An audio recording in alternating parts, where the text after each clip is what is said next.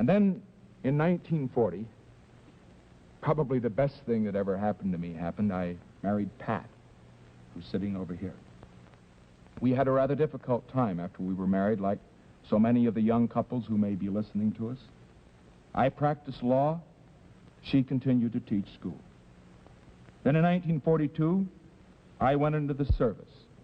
Let me say that my service record was not a particularly unusual one. I went to the South Pacific. I guess I'm entitled to a couple of battle stars. I got a couple of letters of commendation, but I was just there when the bombs were falling.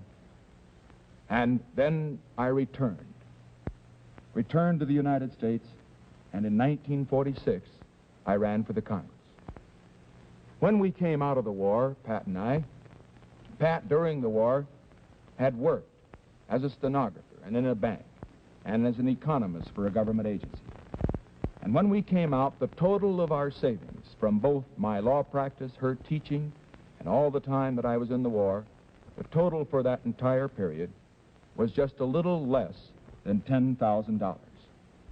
Every of that, incidentally, was in government bonds. Well, that's where we start when I go into politics. Now, what have I earned since I went into politics? Well, here it is. I've jotted it down. Let me read the notes. First of all, I've had my salary as a congressman and as a senator.